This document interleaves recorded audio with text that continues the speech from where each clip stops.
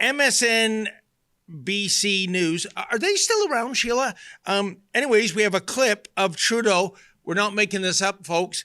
He says he outsmarted Trump. Yeah, Donald Trump. Check it out.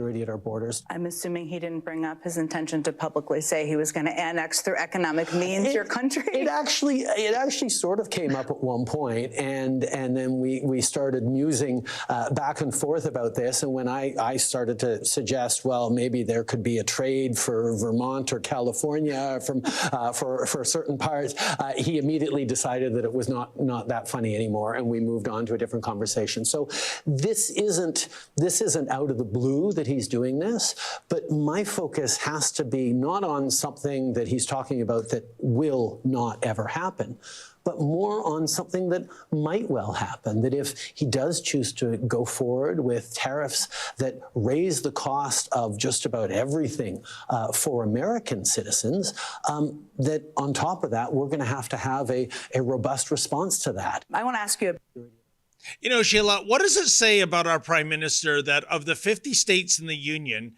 the two that he mentions, well, one of the two that he would potentially trade for is on fire? I mean, what a wheeler and dealer, eh? Yeah. You want that insurance liability, Justin Trudeau? Vermont. Does he? I guess Bernie Sanders? Is that who he's trading for? He wants to trade Danielle Smith for Bernie Sanders? Is that what he's doing? All you need to know about Vermont, and if Mr. Producer, Super Producer Efren can find this and put it up later, is the logo for the Vermont Maple Syrup Producers Association. I'm not going to say anything. Efren will just put it on the screen and I'll let our audience come to conclusions. But yeah, what do you make of Trudeau? I mean, first of all, why go on MSNBC? Why not go on Fox? I mean, the idea is to have an audience, right? Right. And then not only that, to have an audience with Trump or his allies, right? Like we know he watches Fox News. He hates MSNBC. Last week he went on CNN. Like first of all, nobody watches that. That's the noise in the background of the doctor's office. But Trump that is seen as not even bothering to speak to the people that you're trying to speak to. And the idea that Trudeau outsmarted anybody ever at any point, I feel like, like my kitten gets tired of the laser pointer after a while. He figures out that it's me. I don't think Trudeau would get tired of the laser pointer. I feel like that's where his brain is at. Yeah, it's not a fair fight, is it? I mean, no. I can't think of any world leader where, blackface would triumph over via his intellect. But for Donald Trump, come on, that's an outrageous mismatch. The guy who said he'll grow the economy from the heart outward, that he doesn't think about the economy or numbers or anything like that, claims that he has some sort of dyslexia that doesn't allow him to do any form of math. Now that I actually believe. And that he doesn't even read the headlines. Other people read them to him. He's going to outsmart Donald Trump, who gets up at like 4 a.m. and just starts consuming the entire internet. I don't believe it. Well, when we speak of Trudeau, we must also speak of the co-prime minister. That would be Sellout Singh. And will you hear what Jagmeet had to say about Donald Trump and how, well, yeah, I know, shockers, how wrong he is to say it. Check it out, folks. We know that the United States needs our critical minerals. They're very important for the United States. So I'm calling on all political leaders to support turning off the taps on those critical minerals. Let's stop the flow of those critical minerals into the States. There's no quicker way to get Donald Trump to back away from tariffs than to shut off the tap on critical minerals, what the states need very clearly. But what is the plan of the other leaders, the other political leaders? We know the Liberals are in disarray, but what about Pierre Poilievre? His plan is literally to do nothing at a time when Canadians are desperately worried about Donald Trump and the threat to Canada. And one more thing, for Donald Trump, musing about the 51st state, Canadians have no interest in that. Canadians are proud of our country. We want to fight to defend our country. We're proud of the fact that we take care of our neighbor, that we've got universal health care, and we want nothing to do with becoming a part of the United States. What's become clear is that meeting with Donald Trump does nothing. Ask Danielle Smith. She met with him, she tried to wine and dine him, and she came back and said, yep, there's definitely tariffs coming.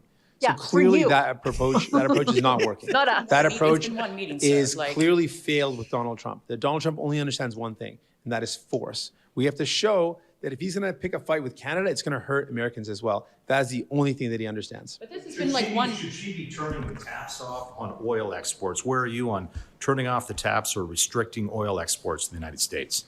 When I was in law school, I learned that when you're in a fight or when you're in a legal battle, you don't pull out all your tools right at once. You escalate step by step. So that is a tool that should be on the table, but not something we start with. I'm proposing we start with critical minerals, but we need to look at every option. Every response to the tariffs that could hurt Canadians in a serious way should be met with tariffs in kind, and all solutions that we can propose should be on the table, and that's absolutely one of them.